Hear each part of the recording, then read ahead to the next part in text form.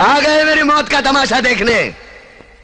अब मुझे लटका देंगे, जुबान ऐसी बाहर आएगी, आंखें बाहर आएगी, थोड़ी देर लटकता रहूंगा, फिर ये मेरा भाई मुझे नीचे उतार देगा, फिर आप चर्चा करते घर चले जाओगे, खाना खाओगे, सो जाओगे। तुम्हारी ये नामर्दानगी, बुज़दिली एक दिन इस देश की मौत का तमाशा इसी खामोशी से देखेगी। कुछ नहीं कहना मुझे, तुम्हें कुछ नहीं। तुम्हारी जिंदगी में कोई फर्क पड़ने वाला नहीं।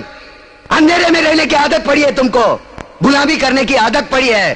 पहले राजा महाराजाओं की गुलामी की, फिर अंग्रेजों की, अब चंद गद्दार नेताओं की और गुंडों की। धर्म के नाम पर ये तुम्हें बहकाते हैं, तुम एक दूसरे के गले काट रहे हो। काटो काटो। ऊपर वाला भी ऊपर से देखता होगा तो उसे शर्म आती होगी, सोचता होगा मैंने सबसे खूबसूरत चीज बनाई थी, इंसान। इंसान नीचे देखा तो सब कीड़े बन गए, कीड़े कीड़े। रेंगते रहो, सड़ते रहो और मरो। आए और गए, खेल खत्म। क्यों जिए मालूम नहीं, क्यों मरे मालूम नहीं। कलम वाली बाई क्रांति लाना चाहती थी, कलम के जोर पर काले वर्तमान को खत्म करना चाहती थी। कौन समझा उसकी बात को? सब साले मुर्दे, जिंदा लाशें किसे जगाती वो? मैं जाग गया, कुछ अच्छा काम करके जा रहा हूं, सुकून है। लेकिन ध्यान में रखना, तुम्हारी ये खामोशी कल तुम्हारे बच्चों के लिए रोना बन जाएगी। ये कानून वाले, वर्दी वाले नेता, इन्होंने अपना ईमान बेच दिया। एक दूसरे को जलाते वक्त तुम्हारा ईमान कहां गया था? भाड़ में।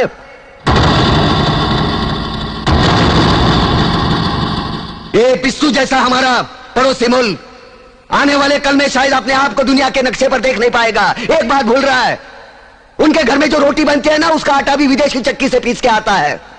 साले अपने खुद के देश में सुई नहीं बना सकते और हमारे देश को तोड़ने का सपना देखते हैं। वो ये सपना देख सकते हैं क्योंकि उन्हें मालूम है ये मुर्दों का देश है। वतन के लिए किसी को कोई हमदर्दी नहीं है। इसे तोड़ना बिल्कुल आसान है। मैं हिंदू, मैं मुसलमान, मैं सिख, मैं फलाना, मैं ढिमका। एक लाठी को तो कोई भी तोड़ सकता है, लेकिन लाठी के भारे को तोड़ना मुश्किल है। मैंने बचपन में पढ़ा था, स्कूल में, तीसरी में। मैं क्यों समझा रहा हूं तुमको? क्यों समझा रहा हूं? पागल हूं मैं? भूसा भरा पड़ा है मेरे दिमाग में। क्यों बातें कर रहा हूं इन पत्थरों से? हंसो हंसो, खुशियां मनाओ। क्रांति की राह पर एक और कुत्ते की मौत मरने जा रहा है, कल कोई और मरेगा। हमें क्या? हम इसी तरह जीते रहेंगे, है ना? जियो भाई जियो, जैसे चाहिए वैसे जियो। मैं हिजड़े की जिंदगी जीना नहीं चाहता। ए ला, चल चल ला।